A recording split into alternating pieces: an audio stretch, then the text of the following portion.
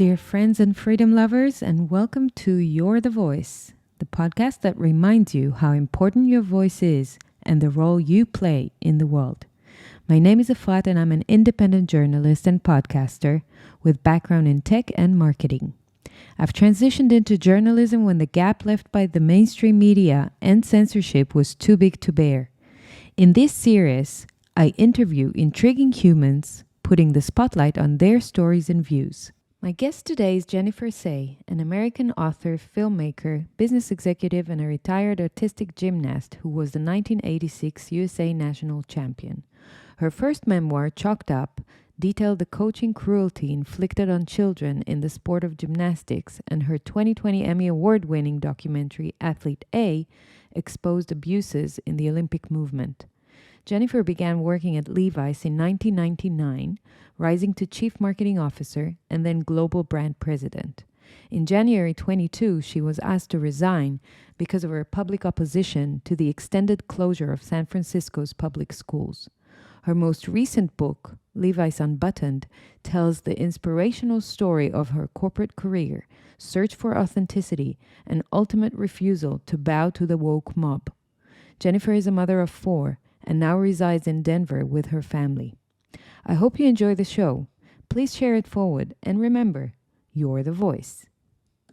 Jennifer Sey, thank you so much for having this conversation with me. I'm so happy to have it. I'm thrilled to meet you, and here in Israel, this is such a surprise to have you come here. It's amazing. So the moment I read in your blog that you were coming to Israel, I was like, yay, I gotta try and make this happen. Very cool. And you said yes, so thank you very much. Of course, of course. All right, so maybe just for the beginning, by the way, my podcast is called You're the Voice, so what we want is for people to make their voice heard, and you are one of those people that made their voice heard really early on in the last 3 years. And I would love for you to just briefly maybe introduce yourself to the people who are watching. Yeah, absolutely. So I worked at Levi's, the jeans company, for 23 years, and I worked my way all the way up. I was an entry-level marketing assistant in 1999, climbed up the ladder, became the chief marketing officer in 2013, which is really where I kind of made my impact at the company. After 4 years of being in the company?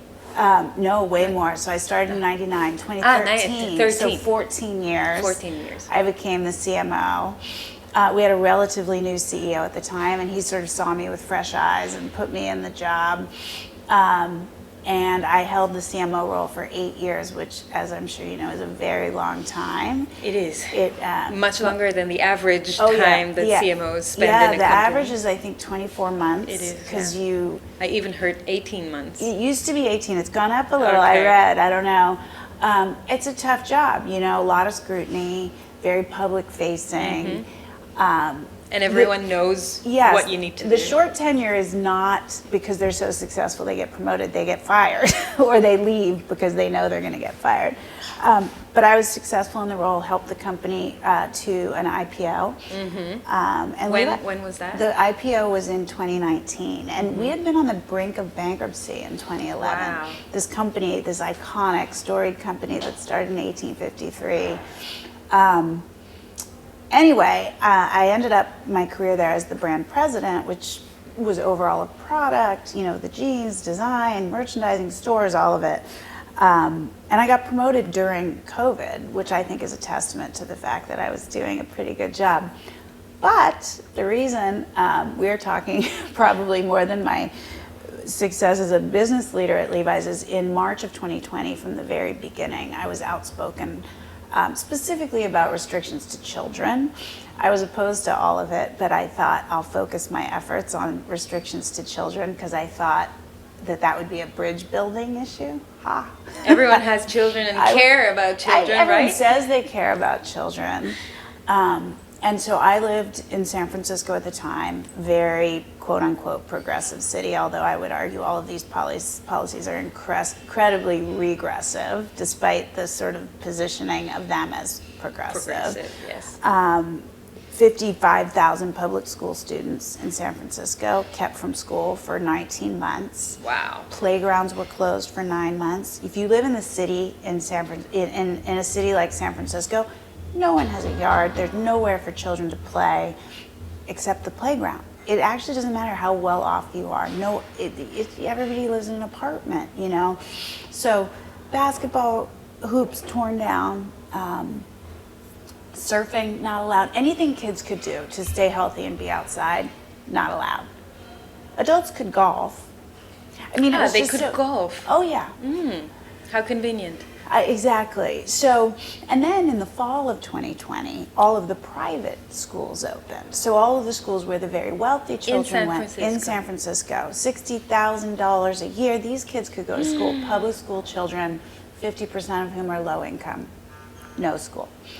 So I was very outspoken about this from March 2020 because, as you know, the data was clear from the beginning. Children were never at any risk. Not to mention, it's an egregious violation of civil liberties, even if children were at risk. So anyway, I was outspoken. It took the company maybe 6 months to notice. I don't think anybody was on Twitter. I kept waiting for them to call me. Not until September of 2020 did I get a call telling me I needed to watch it. I said no thanks.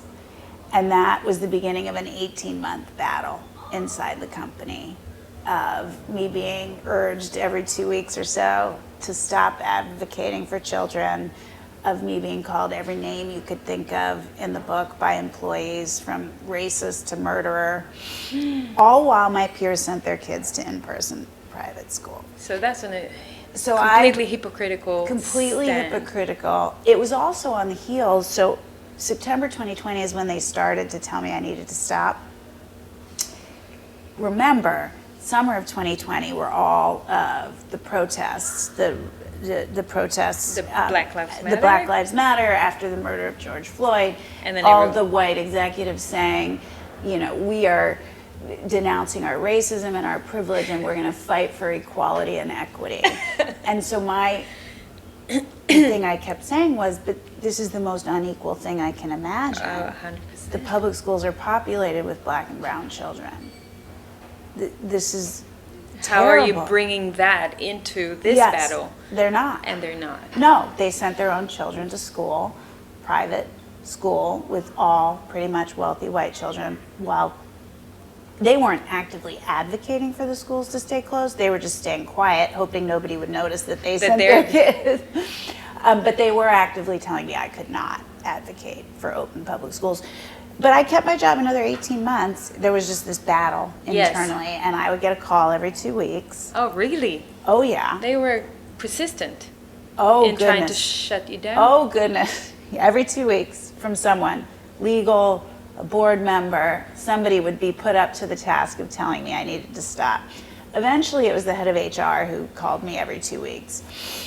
And then, you know, that went on and on and on. What was your response to them? No, thank you. So let me take you back to the first no thank you, when you got this call telling you, okay, you cannot voice your view or your opinion, your personal opinion, that clearly has nothing to do with the company's stand. Yeah, the exact words were, people are noticing what you're saying. Okay, I figured they probably would at some point. You need to think about what you're doing, Jen, because when you speak on behalf of the company. And I said, no, I do not. Great. I speak as a mom of 4, a public school parent in San Francisco for over 15 years. I don't have my job title in my bio. Yes, but you know, people, you do. You are the face of the company in many ways. And I said, I'll be very careful not to ever say that I work for Levi's, not to ever use my title. And in fact, because I started just sort of on social media, but then I ended up writing op-eds, and I ended up on the local news, and then eventually on the national news. And I would always say, because they ask you, what do you want the Chiron to be? And I would say, mom of 4. I said, please do not, I would always say, please don't say I work at Levi's. And you know what they would say to me? You work at Levi's? Like nobody even knew. It was just so silly. Yes. But anyway, I would say, I'm sorry, this is too important to me. I'm not going to stop. And without going into a lot of detail, I had a history of advocacy for children in my sports life. I had been an elite gymnast as a child, and since 2008 had been very outspoken about the abuse in the Olympic movement. And so I said, I see this as an extension of that. And,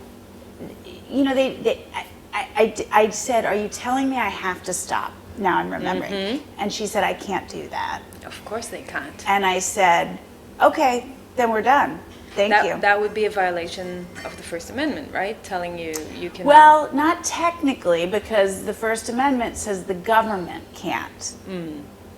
But a private company can. Mm-hmm. But I didn't have a contract saying you can or cannot use social media in this way. There was no policy. I'd been outspoken about politics in the past, but more sort of left-leaning.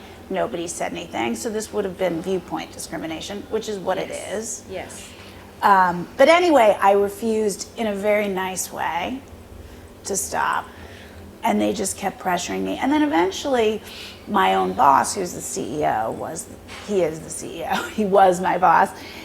He didn't like having this conversation with me. He would put others up to it. But eventually, he would have to. And, he held out.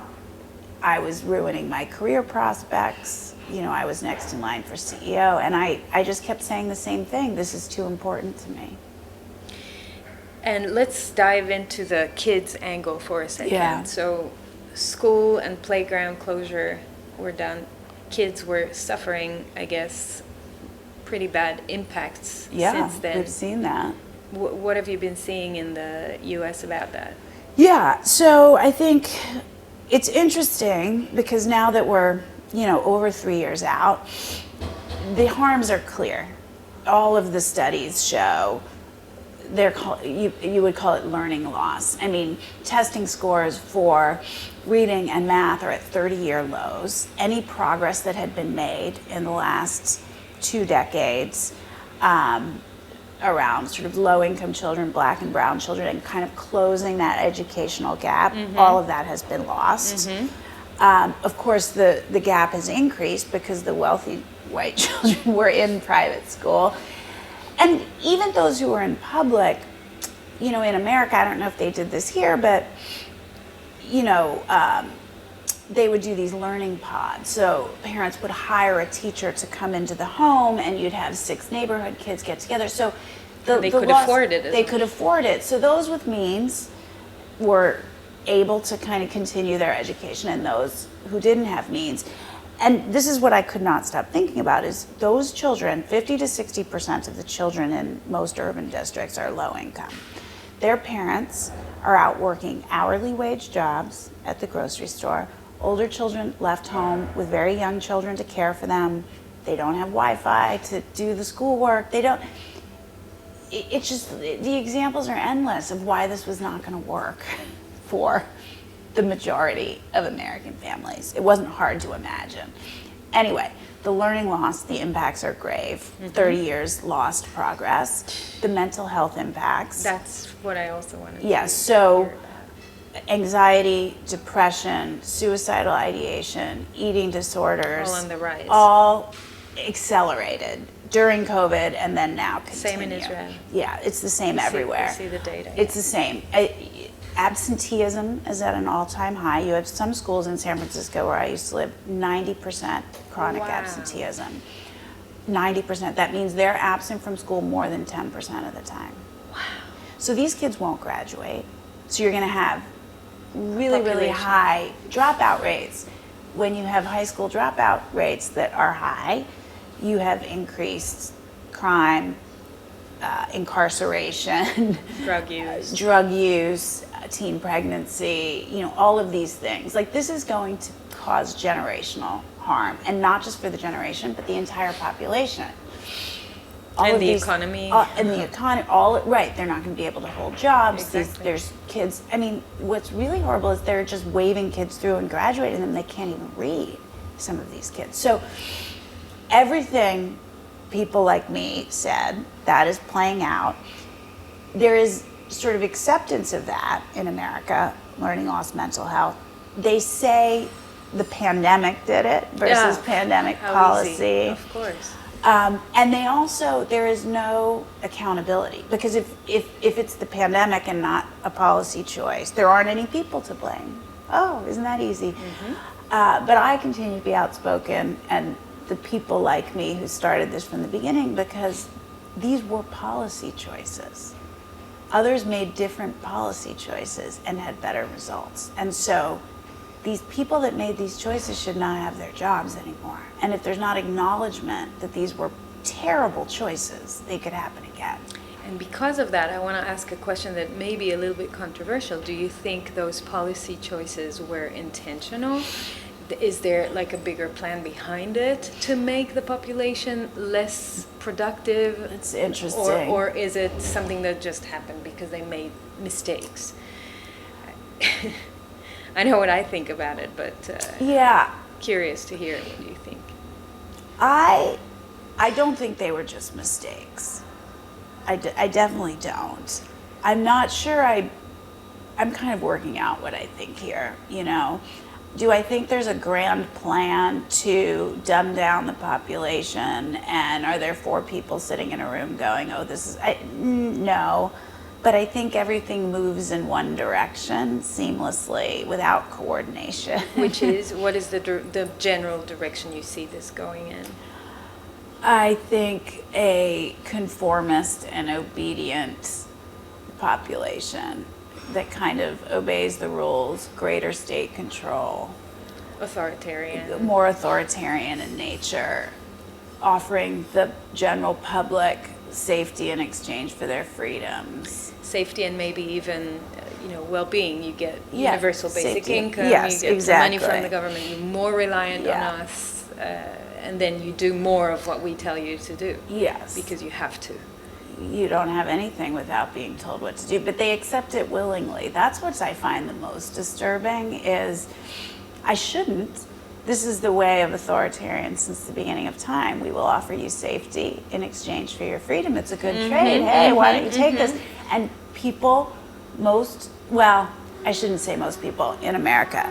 Most people in San Francisco were willing to accept that trade graciously.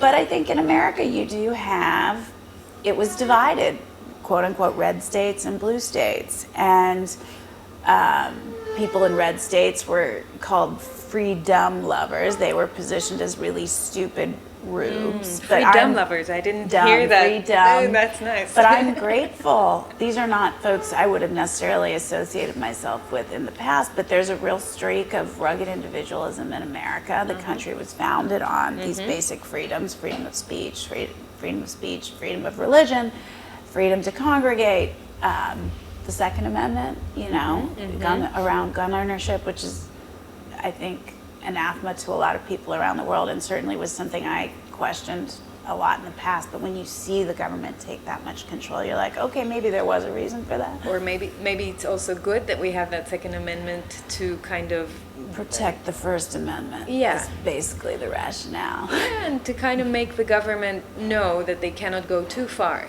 because there is a Second Amendment still. I think that is the reason. I mean, I still am a firm believer that there should be some restrictions on it, the Second Amendment, that is. But that's like a whole other issue. But look, there were people that stood up and said no. And it was very much divided along red state, blue state lines. My husband and I, in a very deep blue city, in a very deep blue state, stood alone. But there was only so far, ultimately, the government could go, because half of the population was not going to comply. And what's fascinating is, even though many of the Democrats or the blue states were, like the people themselves were not saying no to it, we were still seeing the numbers of the interstate migrations from California and New York states to people from California, people states. From San Francisco, where I lived, 7%, a little bit more than 7% of the population left between 2020 and 22. That's a massive number. Right? Yeah. Highest in the country of any exodus. Guess where they went? To the red states. They went to Texas and Florida. Arizona? They went to Texas and Florida for the most part. Now, they went to Austin in Texas, which is like a blue town in a red state. But what that says to me is you want the freedom of Texas with the community of like-minded California, yes. But it is really interesting. So, a lot of people rejected the policies. That's like voting in with your feet. They voted with their feet. The other part that's so interesting, and I don't know if you experienced this here, but all of the, bureaucratic, elite government leaders and public health leaders, they were all caught breaking their own rules. Yes, of course. We experienced it here as well, of course. I mean, literally every single one. But very high profile ones like Gavin Newsom, the governor of California, he, was having $800 meals at the French Laundry. He kept his own business open while forcing other small businesses to close. He went maskless at the Super Bowl, and on and on. Which to me said he wasn't scared. Of course. They knew something that we didn't. But why? No one cared. No, they would let them because that's the hierarchy. That's the elite. They can do whatever they want, and we look up to them, and we need to allow them to do whatever they want to do.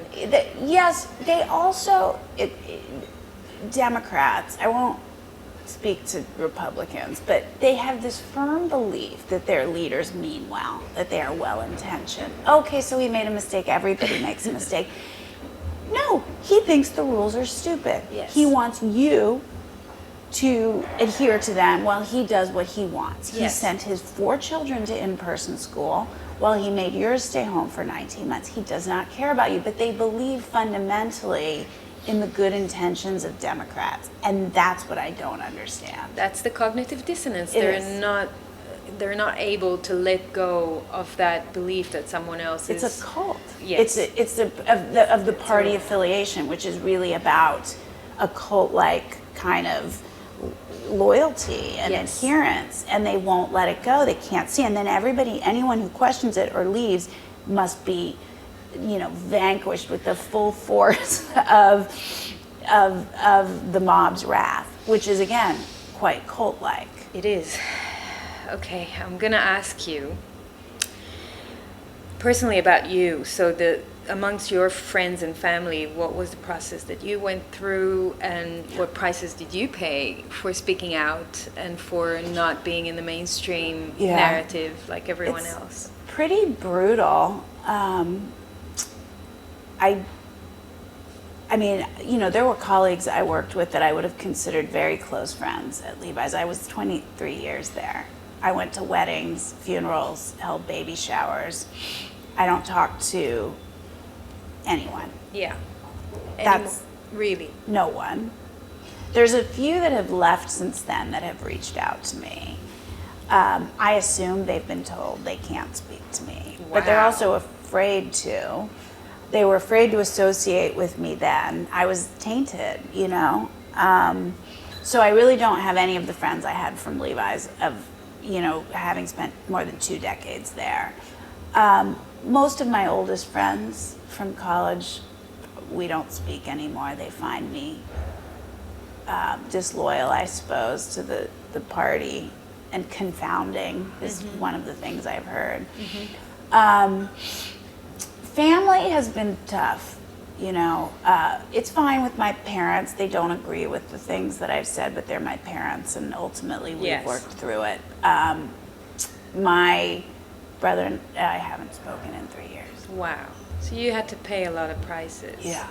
But then I also want to ask you about the upsides of staying true to your values. Yeah. What would you do that again, and what does it feel for you to staying true to yourself and your values?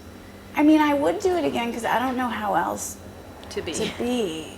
So it's terrible sometimes. Do I have moments where I'm like, I don't really have moments where I say I wish I hadn't done that. I have moments where I go, I wish I could go back to 2019 and just be sort of in the dark about how sheepish my friends and family are, how cruel they can be. I wish I just didn't know that. But once you see, you cannot unsee it. But once you see it, there's nothing you can do. And I have a new community of friends. It's interesting. You've probably found this as well. I started to meet people online in 2020. There weren't very many people that were outspoken. We come from very different backgrounds.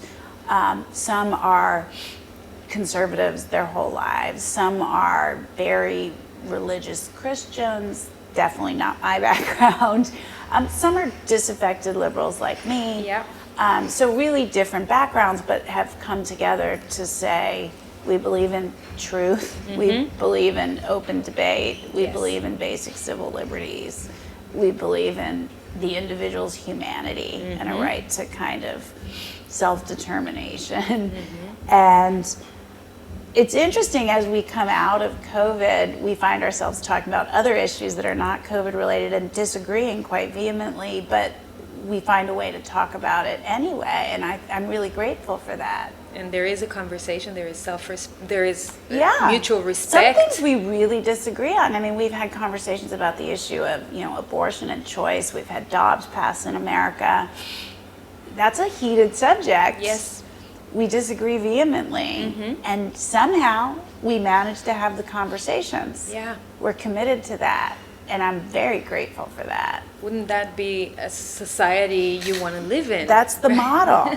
That's the model. And we sometimes have to remind each other that we came together because we felt it was so important to have these difficult conversations. We need to model that behavior for others. If we can't do that, because it gets heated sometimes, but we are always able to kind of work through it. But that, to me, is the gravest concern about the dynamics at play, in America, and I think more broadly around the world, is this sort of the polarization and the inability to speak about things we disagree on. That's what causes the censorship. That's what drives cancel culture, right? That some views are too dangerous to be heard. I mean, that's a tenet of authoritarianism. That is it. I think that's one of the core risks we have for society. I couldn't agree more. That, more than that was exposed more to me than and this revealed policy to or me. that That's policy, right. That right? was revealed to me during COVID. What was Yes. happening? It had been happening, but I don't think I'd noticed. Yes. Cancel culture since the early 2010s on college campuses. We hadn't seen that much of it in corporate America. I am probably one of the highest profile victims of cancel culture, but that censorship, the illiberalism, the suppression of speech, the sort of abandonment of a culture of free speech. Because freedom of speech it's guaranteed in America. You can't be censored by the government, but private companies can. But I keep telling people, I'm not talking about. I'm talking about valuing this as a core value of a free country. Yeah.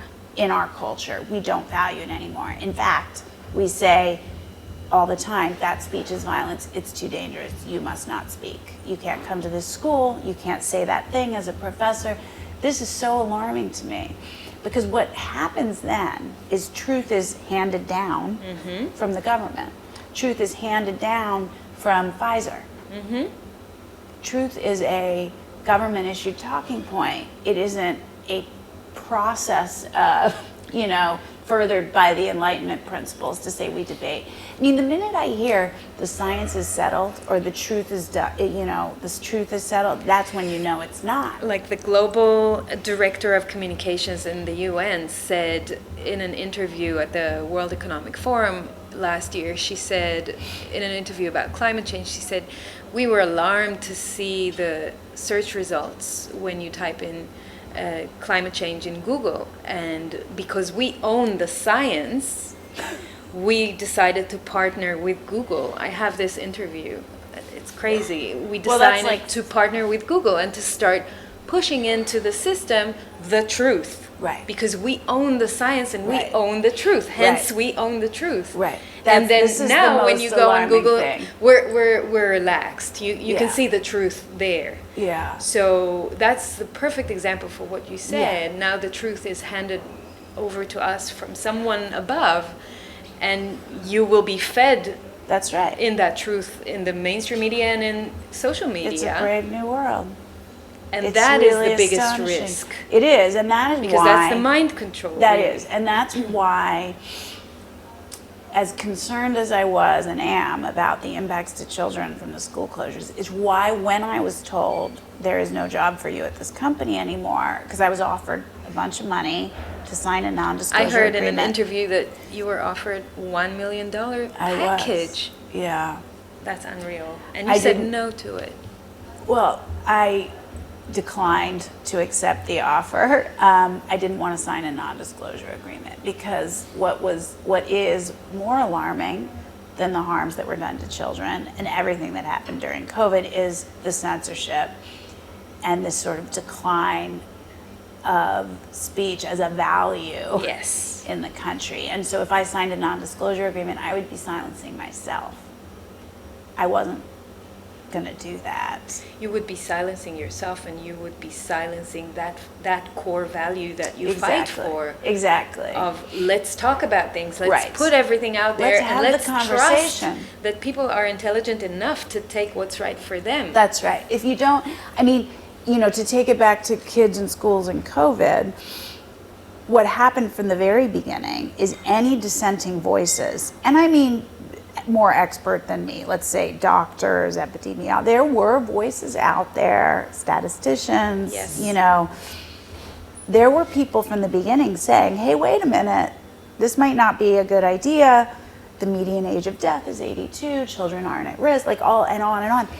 They were deplatformed, smeared, vilified. A lot of them gave up and just stopped trying. Some have been dogged and persistent. People like Jay Bhattacharya and Martin Kulldorff, they've been just completely dogged in pursuing the truth and representing the truth. Yes. But if you didn't silence dissenting voices, if dissenting voices weren't silenced by both the government and private companies, we could have actually had a conversation. Yeah. A rational, thoughtful, fact-based conversation, and schools would have opened sooner. Which then leads me to think, since they're working so hard to shut out dissenting why? voices, why are they doing that? Why is it so necessary that all of humanity will go in one direction? I think ultimately and not it's take the more. choice? Yeah, I think ultimately it's this consolidation of power, and you know, more centralized power, less for people. Throw them a few bones, you know, safety, a little money, whatever. It's just more centralized power at the end of the day, and both parties, frankly, are kind of. It's one party. It's a uniparty. Of course. You know, they all left and are in right favor to me, of. or Democrats and Republicans. It's the same. I think But it's the same. What's really we see that in Israel as What's well. disappointing is there's so much that's disappointing, but all of the cohorts who should have taken a stand, right? Libertarians. Their whole reason for being is less government, more freedom. Yeah. They went along. Journalists Yes. have been, their whole why I'm reason for doing what I'm being is doing. to speak truth to power and to challenge. They're the ones who they're the ones who are supposed to be holding power to account. They're the ones who are supposed to be questioning these large corporate entities. Instead, they were carrying water for Pfizer and Moderna. And now even we know that some of them are getting a lot of money from these companies to It's just to so speak out. crazy to me. It's crazy. But you know what I realized is it's just human nature. It has been since the beginning of time. Greed and power. And just going with the group. and complying, yeah, so that you can be included Yeah, and not exactly. feel like you're the villain. Right. And I think we both have felt it in the last Yeah. 3 years, and it's not a convenient place to be No, in. it's not at all convenient. It's not convenient, but still I would never change it. The irony is we are the ones who are accused of grifting and taking money. I'm like, where's this money? I got no money. I made a lot of money before. I make almost $0 now. Yeah, I find mean- myself in my journalistic work now thanks to all the money I made before. Right. But yeah, it's really not rewarding.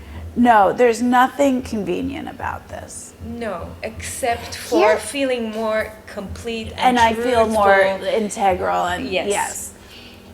What I don't get, there's a lot of things I don't get. It's like, why doesn't the, I don't even mean the other side, but the people that know me or that knew me, that know what's in my heart, they know the arc of my life, they could disagree with me, but still understand that I'm not doing this as a grift or for money or for attention, that I believe it. Maybe they think it's misguided. Yes.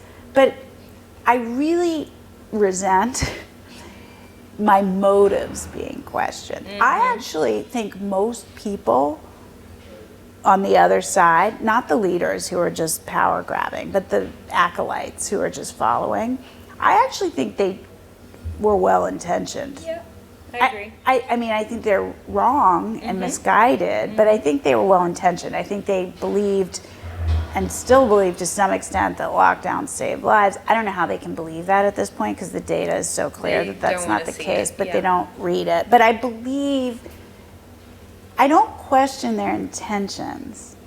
I do of the leaders, all the leaders, I question their intentions. That's a power grab. I'm talking about regular people. Yeah. They just thought they were trying to keep themselves safe and their families safe, and they really believe these things worked. Like I said, misguided, but they believe it. Why can't I be afforded the same honesty of intention? But I'm not. I'm said to be a grifter and a liar and a this and that. I'm like, whatever. It's not a convenient place to be. 100%. Out of a very large group of past friends and colleagues that I had that, similarly to you, I'm not in touch with more since it happened, since it started. There were maybe a handful of people that told me, we will fight for your right to speak out. Oh yeah, I've not had one. Even though we don't agree or we don't see it eye to eye, and we sometimes even think you're crazy, but we will fight for your right and we respect you. And that was rare. That's huge. And those friends obviously are the good friendships that I have. Yeah, I didn't have today. one of those. And we have brave conversations about the disagreements and about what happened and about them coming to light with all the information that I'm showing, but it's very rare. Yeah, I didn't have that. You need a lot of courage. Yeah, that was one of the things I found astonishing in the company, because we would have these, we were all working at home, and so we would have these virtual town hall meetings that the whole company attended, and in the chat would just be this string of insults. I mean, the whole format for the town hall was the CEO would just stand up and talk and take questions, and there were all these questions in the chat like, why is Jen Sey such a racist? Seriously? How can she be the president when she's such a racist? In America, I don't know about here, but if you take a view that is outside of the left-leaning mainstream narrative, the automatic go-to is you're a racist. It doesn't have to be grounded in reality, because in fact, I would argue the racist thing was to close the public schools while the private schools were open. No, it's just a label. It's just a label. But it's effective because nobody wants to be called that, and so it keeps everyone else quiet, even if they might agree. But not a single person, not of the friends that I was close to, no one said, you know what, I don't agree necessarily, but I support your right to say it. That's so disheartening. That's really annoying. Yeah, we don't have annoying. We don't have the label racist here, but we have other ones where I'm a conspiracy theorist and lunatic. I got conspiracy theorist, alt-right. That's a big popular one. QAnon. Do you know what that is? Of course. I had to look that up. I don't even think it's real. I didn't know what it was. I don't really think it's real. But yeah, racist, anti-trans. Well, if you were in Europe, you would be called anti-Semitic. They do that. In Germany, for example, they call them far-right extremist and anti-Semitic. And I would even argue, people that are Jewish, so that's ridiculous. Well, so I come out and help those friends in Europe. I was not... Here they can't do it. The left is pretty anti-Semitic in the U.S. now, so I don't know that they would think that's an insult. I'm sort of joking. Was I called? I don't know that I was called anti-Semitic. No, it's just a cultural thing between countries. Yeah, there's some suggestion of that for me and my husband. I think people didn't know we were Jewish, but even after they find out you are Jewish, I mean, he was born and raised here. They don't care. They just keep going. Of course. That actually brings me to an interesting angle because, as a marketeer and as someone who is actually teaching people how to build their own brands. I teach personal branding. Okay. I always look with people about their brand identity, Yeah. right? What is your identity made of, and what are your values, and Yeah. what are your characteristics, and then I go into a semi-spiritual conversation with people about their labeling, about labeling in general, Yeah. and how we are addicted to Yeah. those labels, Yeah. and how we care about what people say about us and the perception of the public Yeah. of us. Because Yeah. when you build a brand, what you want to influence in the end is your perception, how Yeah. people perceive you, and is it in line with how you want to be perceived, Yeah. right? And so I think that war of hurting someone's reputation through labeling Yeah. is so effective, because really it is. goes down to the core of your identity. And when It's- people are not self-secure and Yeah. don't have that center of who they are Yeah. and what they stand for and what they mean and what their values are, you can shake that very easily. I agree with you. And in the beginning, in 2020, when these names were being hurled at me, it shook me, and I didn't stop because I knew my intentions, but I did try to explain to people, here's why I'm not a racist. Yes. And then I realized by early 21, you can't explain to these people because they don't want to have a conversation. They're just using that to silence you, and more importantly, because at a certain point they realized I wasn't going to be silenced, that I didn't care, to keep everybody else silent because they're watching what's happening and they don't want to be called these things. Yes. And so I just stopped caring. Great. That's and what happened to me. Then I had a new phase after I left Levi's in the spring of 22, and the story went a little viral, and I was in the press for a bit, and I was embraced by the right-wing press, and I had moments where I was like, well, I'm not going to talk to this person, I'm not going to talk to that person, and then I was just like, screw it. I'm going to talk to anybody that wants to talk to me, and they can talk to me about things we disagree on.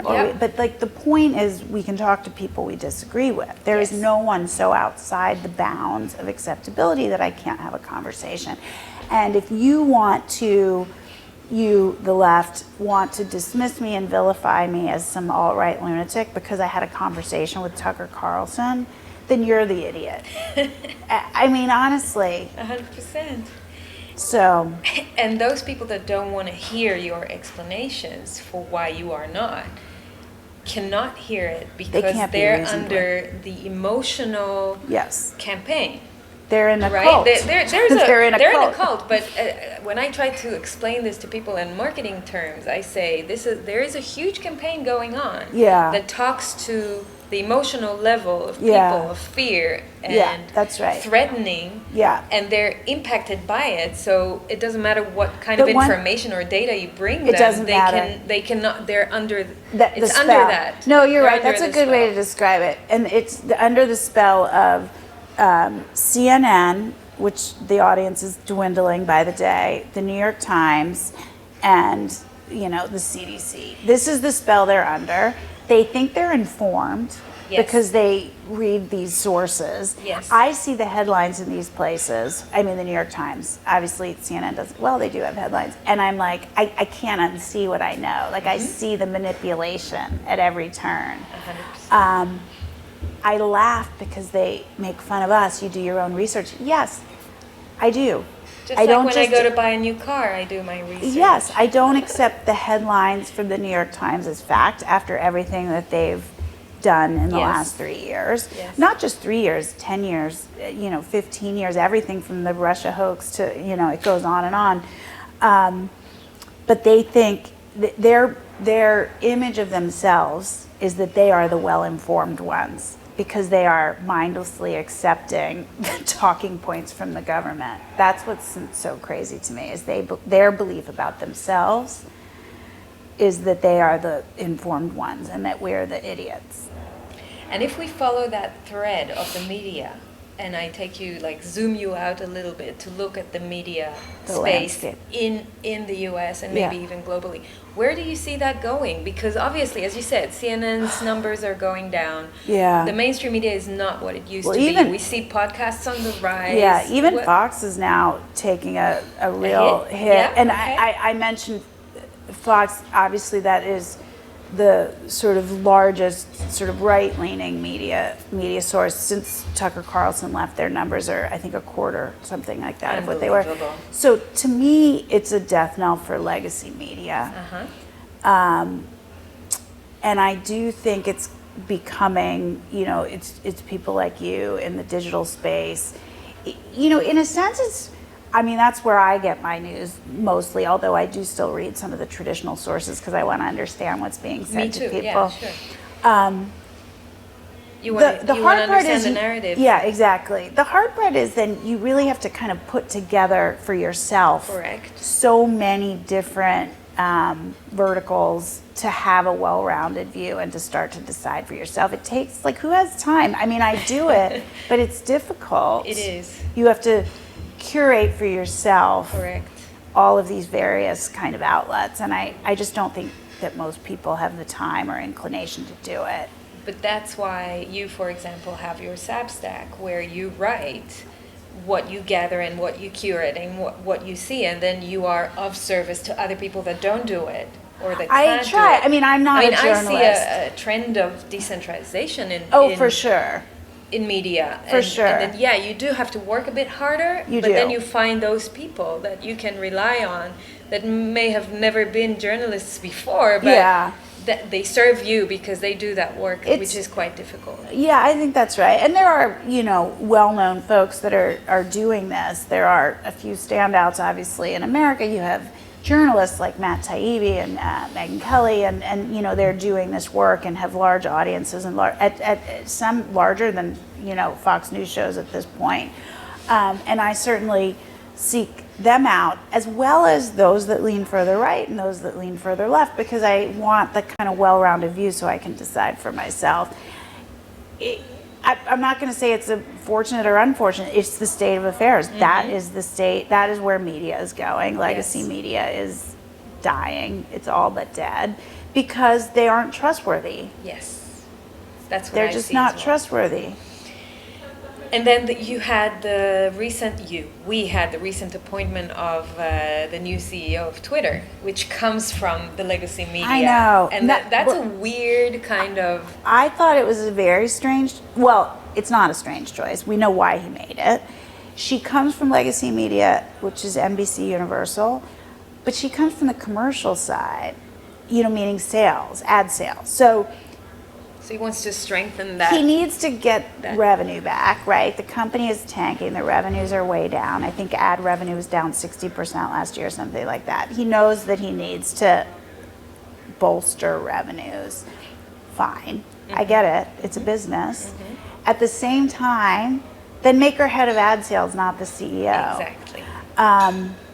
Because inevitably, and I've worked with tons of people in sales, both on the media side as partners, but internally at Levi's apparel sales, they will always try to change, adapt, mold the brand to be what the client or the customer is asking for. Yes. And so if the media partners she's working with are saying, okay, I'll come back to Twitter if you do X, Y, and Z, if you ban these people, if you silence these people, that's what she's going to bring back to the company. And that's what I find concerning, because I think his intention around having it be the free speech platform is the right one. And I think if you build the brand as the place for up-to-date news, for truth and open debate and dissent, that eventually you will have enough eyeballs that the advertisers have to come back. It's a longer road than this new person saying, okay, take these people off and I'll bring you advertisers back, which diminishes the platform. We'll see what happens.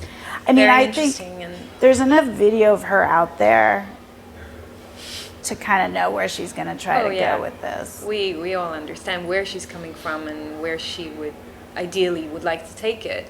And I think everyone's questioning Elon Musk for that weird choice. But we also know where it's coming from, needing the revenue. I understand the business need. Yeah. But I am also very worried about where it's going to go, with the fact that we don't have many other platforms today that do promote free speech. So that's zero. Zero, yeah. I suspect the appointment won't last long. Interesting. I mean, I think he's probably just sort of difficult to get along with regardless. Like It doesn't look easy to get along. It doesn't look easy. So, you know, I'm sure there was some conversation that his vision is the vision and that she would go along. And if at any point she challenges that, we know he's quite mercurial. He's going to just say, yeah, that's my guess. But who knows? Let's see what happens. Maybe she'll go along with his vision. Wow, that would be 180 degrees If shift, she does, I think. yeah, if she does, which I don't really think side. she will, then she's not going to get the ad dollars to come back as quickly as he wants, so she'll be ousted for that. They will not subscribe to that company, like advertising in that company. Yeah, it'll be interesting. It's definitely what Elon Musk is You know doing what? is very Regardless, her career, she's now a CEO, and she'll be a CEO wherever Yeah. she goes next. Because you Yeah. know, and I know that's how it works. Of so course, once you have a stamp, she's a CEO. Her profile has been raised. She's set no matter what. Speaking of personal branding, she did her thing, even if she didn't succeed in the Doesn't role. matter. It doesn't matter, especially not in woke left America. No, corporate she's kind of America. a famous CEO now. That's it. That's all that she will matters. get the next one, no problem. And that's Annoying. also where, do you see yourself like taking more positions? Me? Yeah, in companies. I like that in totally the would, but future? no one will have me right now. But would you go to a company that, you know, you don't, it's not in alignment with No. what you believe in? No. No, you won't. No. So you'll be more picky. Well, I thought Levi's was. I mean, I'd been there 23 years. I would like to go back to a full-time job. I don't need to. I'm consulting and I'm doing fine. But I would like to. I like doing that work, but I wouldn't do it anywhere where it wasn't a really, truly inclusive culture, where it wasn't I want a company that's focused on product excellence, running a really strong, disciplined business, and Yes. isn't distracted by all this other nonsense. So speaking of that other nonsense, so one of the most popular cultural phenomena of recent years is the diversity and inclusion label that we hear everywhere. So let's talk about that a little bit. Do you feel there's a real diversity and inclusion policies, or is it just whitewashing?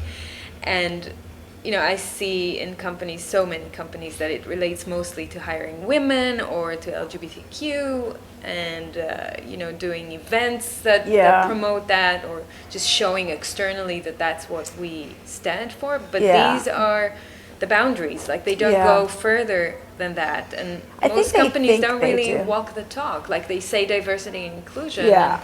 You want to see it everywhere if they are diverse and they are inclusive. Yeah, I think it's mostly woke washing. I think they don't I don't think they realize that, though. I think they've woke washed themselves. So again, they have good intentions and they don't see their own boundaries that they put there. I mean, I try to be as generous as possible, but I think so. So they don't see viewpoint discrimination as discrimination. No, because your view is violence and you're evil and you deserve to be. That's the problem with speech is violence.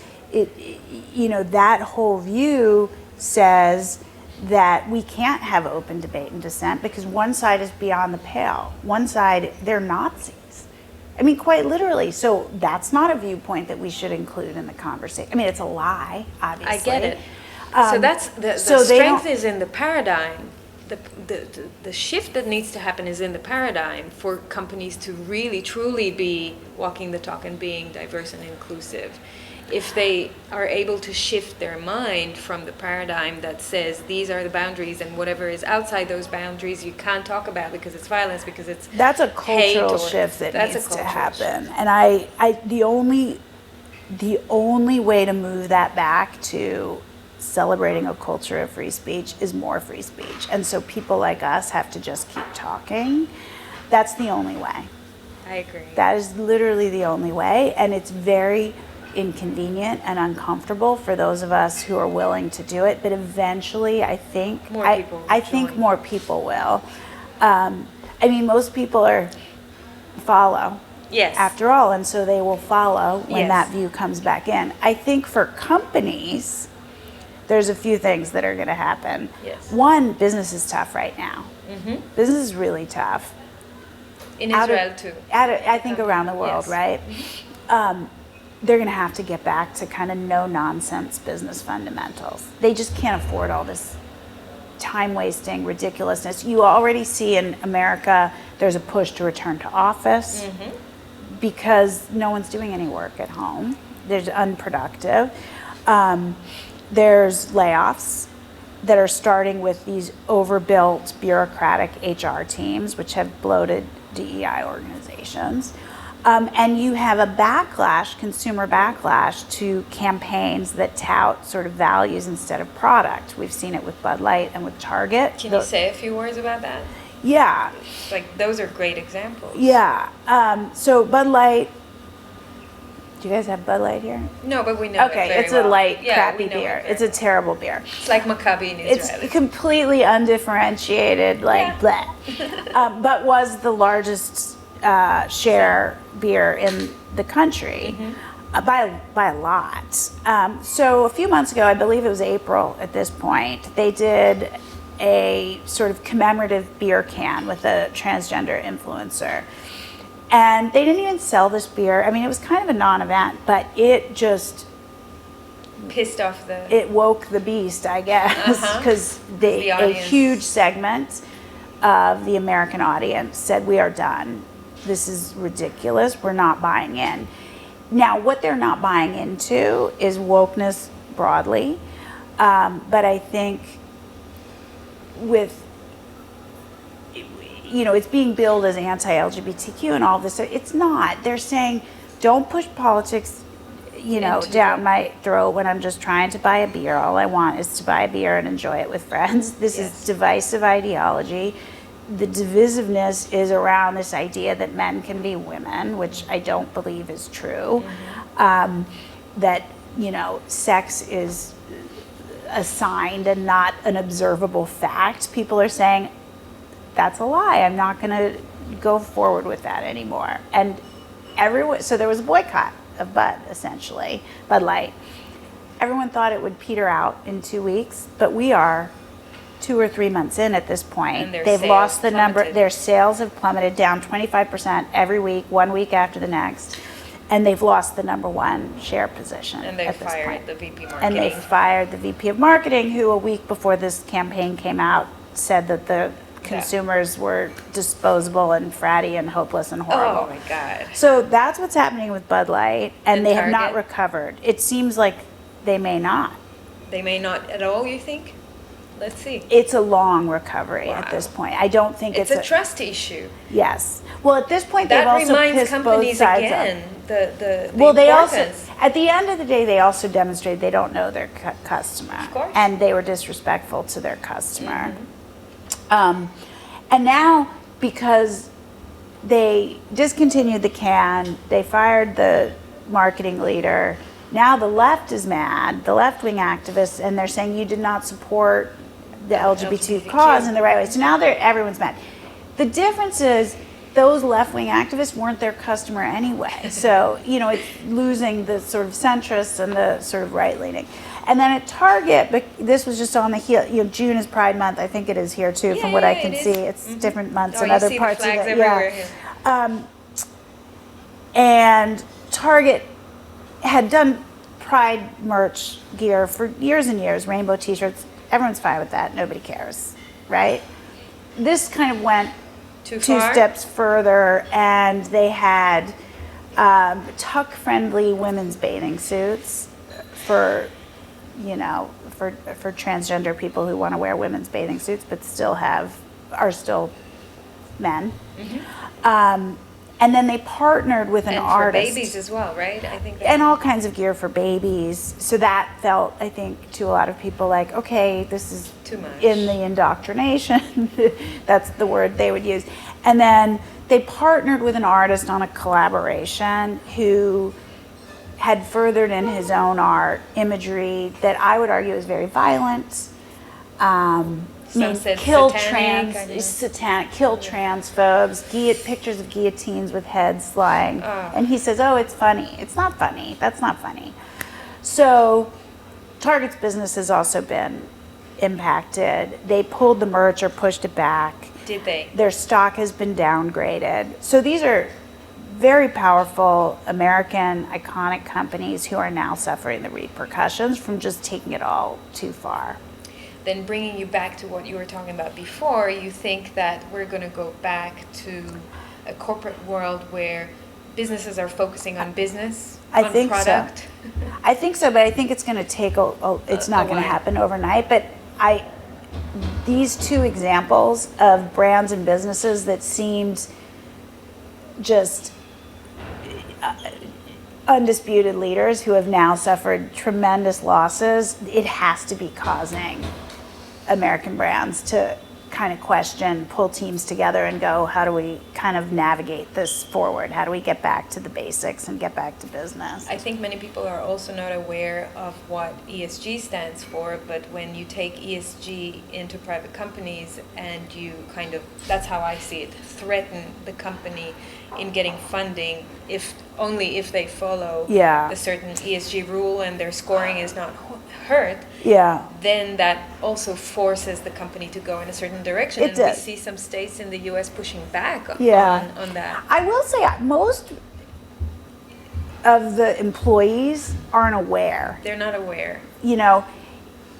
They're not aware. I was implementing that kind of they're not. It's not like even frontline kind of leaders, this VP, but it's not like she's like, oh, if I want to keep getting BlackRock's funding, I need to make. They don't know. It comes at people from up, down, and sideways. So you might have very, very, very senior leaders, maybe just the CEO and the CFO, who are aware of that. And then you have activist younger employees pushing it, and then you have the leaders who are, they live in blue cities and blue states, all their friends believe these things. So they're really in a bubble. And they think if I put these things out, everybody's going to like it. They don't realize that half of the country has an issue with it. And they're able in their minds, and this is what they did with me, to go, these aren't reasonable people who think these things. These are crazy people. So who cares what they think? Like, they didn't know anyone who thought what I thought about COVID policy, to bring it back to the beginning. I was this like lunatic Trumper from a place they'd never been in some like podunk red state. Like, of course, we can demonize her. She's like fringe. Yes. Well, no, half the country agrees with me. Yes. But those people are demonized and they're not worthy of our respect. But when it comes to businesses like Bud and Target, while the senior most leaders might feel the pressure of the BlackRock, at the end of the day, if the stock price plummets, that's what's like, going to change the ball game. I think so. I mean, there's people that disagree with me. There's even BlackRock. That's what they care about, right? Of course, they care about how the stock is performing, how the company is performing. Have you heard of this story? There was this company called Frank. Have you heard of this? I think it's called Frank, and it was like this. It helped low-income kids applying to college get sort of public loans and stuff. It was started by this young woman in her 20s. J.P. Morgan Chase bought it. The whole thing was a fraud. Her 3 million people on an email list, they were all made up. They spent $75 million or $175 million, I don't know, millions and millions. She defrauded them. They're now suing her. She was able to get away with it because she was saving the world and took all these kind of woke stances about helping underprivileged kids get into college. They were wooed by that. They were misled, but they were wooed. Do you think they're going to do that again? Not do their due diligence? They lost so much money. At the end of the day, money is what drives these people. Yes, but at the same time, they have their avenues, such as Sam Bankman-Fried with FTX, to move money through and make more money, and that's also like a source of I think what's interesting funding to the Democratic Party, and and no one's talking about that. And it's true. So that's like a think balancing he might have been power. a whole front for it, that he was sort of a pawn in the whole thing. Of course. And now they're willing to sacrifice him because everybody else got theirs. I don't know. We'll see. It's just balancing it to the other direction. Like, I agree with you that they do care about the performance of companies, and that's what drives them in the end of the day. But they also find their ways to get the money. Yes. It's true. Well, even now, like the leaders of these big companies, they're still going to get their bonuses. They're still going to get their money. They're going to structure their contracts in such a way that they all get their money. Of course. So, I don't know. It remains to be seen. It's going to be interesting, that's for sure. And I think the more people will push back from down under, from the grassroots, we're going to see changes. Yeah, I mean, that's the other thing is that I don't, the consumers, but what I shouldn't say I don't understand. For the younger employees, I don't know why they buy it. They're the ones also being harmed, right? The senior leaders are raiding the coffers of the company. They're pretending they care about these sort of woke values that the younger employees do. The young employees are satisfied by that, even though it's a pose and it's a charade and they're just stealing money. Yeah, I use Nike all the time as the example here. They, throughout 2018, I think 17 to 19, and they still do it, all these Women's History Month campaigns, all this, girl power stuff. At the same time, many, many lawsuits happening at the company about sexual harassment internally, about not paying pregnant athletes, about abusing young women in the running project. Yes. Why don't the employees care that they actually treat female employees like shit? Yes. They're satisfied with a Women's History Month campaign. No, I'm with you. It's pathetic. And I think it goes back to the education system and the indoctrination. The fact that we are brought up to be obedient and compliant and just take authority and not make a fuss about things. And believing the ad campaign is the same as believing the headline in the New York Times. Oh, yeah. So, it's people have to find sovereignty and have to find independent thinking again. And that's very hard in the culture that we have created here in the last 20, 30 years. It seems like there is no amount of hypocrisy because it clashes in front of their eyes all the time. And that will wake them up. Yeah. Correct. It's very difficult. It has to come from within. I think eventually, maybe I'm just an optimist. Which is great. I think there's, 10-15% who are true believers who will never wake up, who will always believe in the good intentions of the government and big pharma. I think that there is 50-60% of kind of people who are just silent right now who will wake up. I see that happening. And speaking of the younger generation, I was just doing a podcast here in Israel, which is one of the most popular podcasts in Israel in Hebrew. That gets hundreds of thousands of views or listens every episode, and I spoke out about the whole global agenda and came in with a lot of information that people have no clue about and tried to connect the dots for them from climate agenda into the central bank digital currency that's coming in, to carbon credits, which is the cousin of social credits, and just painting the whole picture for people. And I did it in a very subtle way. I tried to, it's hard to do it in a subtle way, but I did it, and I got hundreds of messages and reviews from people after this episode that it woke them up, that it helped them see it, especially young people that believe a little bit more in healthy life or healthy kind of living and want to do good for the environment and Earth, which is something we talked about. I kept on saying how the people who are running these agendas they're nefarious because they take things that are truly important and they piggyback on it with their vicious intentions. And I showed examples for it, just like the lady from the UN. So you have to try and break it down to people. In a nice way. Yelling at them and telling them they're stupid is pointless. No, to just really show them how they're being manipulated. Yeah, I think for everyone it's a different moment that kind of wakes you up. Because arguably, I was a collection of moments sometimes. Yeah, I mean, arguably, and there's certainly a lot of people that yell at me like, oh, you're so late to the party, you didn't notice this until COVID. Of course. Okay, fine. Yes. I welcome anyone who kind of wakes up at any point. And so for everyone, it's a different thing. You know, for some people during COVID, it was the fact that these BLM rallies were permitted to go on while they were told, you know, your kid can't go to school with 14 other children. Or you have to be locked down. Or you can't have a wedding, or you can't visit your father in the hospital, or you can't, like, on and on. Like, that was a real moment for a lot of people. Yes. For other people, it was leaders not following the rules they set.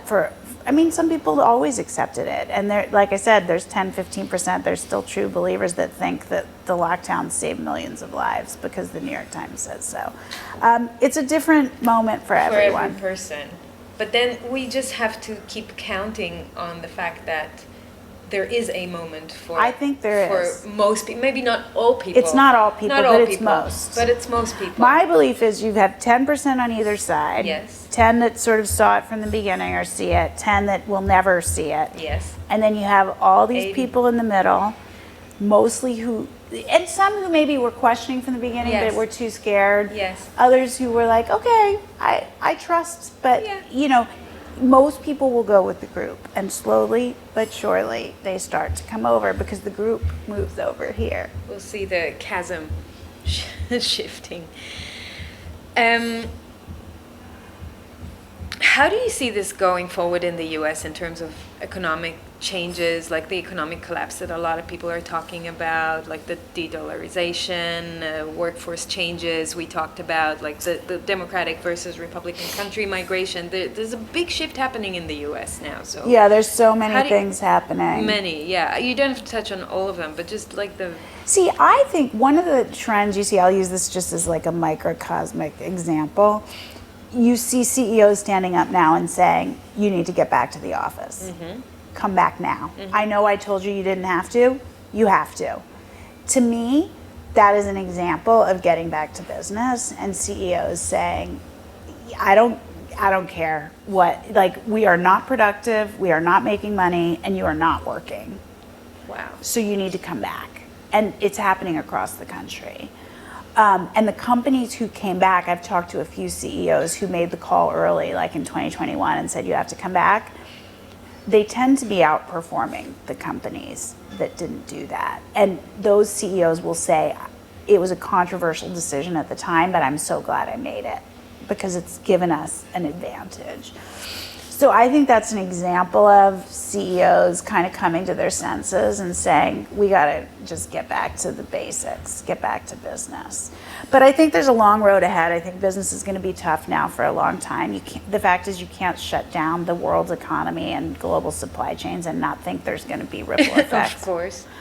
So you have all these, like, this confluence of circumstances, right? You have inflation, you have, I don't know if they're not willing to call it a recession, but it is a recession. They'll call it next year a recession. They'll call it, yeah, after the fact. Yeah. And then you have all of this bloat in organizations and all of this lack of focus that came through woke policies, whether it's overbuilt DEI organizations or marketing campaigns that don't talk about product. These are all separate things, but I think they're all gonna come together to get back to sort of common sense business practices. But I think it's going to take a really long time. Yeah. And maybe in the meanwhile, Americans will grasp again the power of America as a world leader in business, because like a lot of the power is shifting to China, and people are starting to realize that they have to rebuild a lot of the power that America gave away to China or to other countries. I would think so, or they're just ceding their position as a global leader. Because otherwise I think it's going to be harsh, very harsh. Yeah, I think the problem is, what makes me nervous is younger people. And their future. Well, not just their future, they seem the most eager. Younger people, to me, and this is what I saw during COVID, seem the most eager to give up their freedoms and give up their free speech and all of it in exchange for safety and what they view as kindness. I don't view it as kindness, but they seem most eager, and the fact is those young people are the ones in 10 years that are going to be running things. And they seem, it's almost like an old fogey attitude for Gen Xers to actually value freedom. That's me, Gen X. So I don't know. I mean, the young people are going to determine the path they want. Wow. They're going to choose. That, I think, leads us to the beginning of the conversation of how important it is for us to continue to do what we do in order to impact the young generation and help them find their voice and their sovereignty. I think at the end of the day, truth will prevail. It will. And there's going to be independent journalists who keep pushing and fighting. I mean, let's use a very narrow example. More and more is revealed every day about the lab leak theory, which was always the common sense view, but was, targeted as billed as a racist conspiracy theory. Yeah. It's going to be the default truth position in about 5 minutes because it's just so obvious. Always what happened. Will there be debate about malicious intent versus accident? All of that. I'm not sure that's knowable, but it's going to be the truth any minute that that's what happened, is my belief, right? And it's going to be because of independent journalists who continue to pursue the story doggedly. The truth will out in the end. And all of the young people who didn't believe it or who believed it was a racist theory will pretend. They won't pretend. They'll believe they always supported what is now known as truth. I mean, there's other issues that are going to be, I don't want to get into, too much about gender ideology and, I don't know what the laws and policies are here around, I think I probably know, around a bit youth less transition. in the US, but going in the same direction as the US, but right. A bit less. But there's Northern European countries who are already moving away from it because they've already seen the truth. The truth will out in the end, is my view. I really hope so.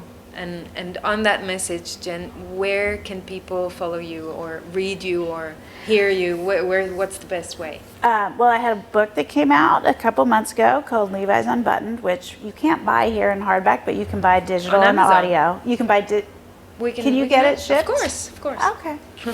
And you can do digital and audio. Yes. And then Twitter is where I am most active. And then I have a Substack, Jennifer Sey, on Substack. It's called Say Everything. Say Everything, which is a perfect name. I love it. Yeah. Okay. Thank you. Thank you. Huge amount of thank you. Thank you so much. Happy to be this here. is a great conversation, and happy to be here. I had a pleasure talking to you. Me too. Thank you. Yeah, absolutely.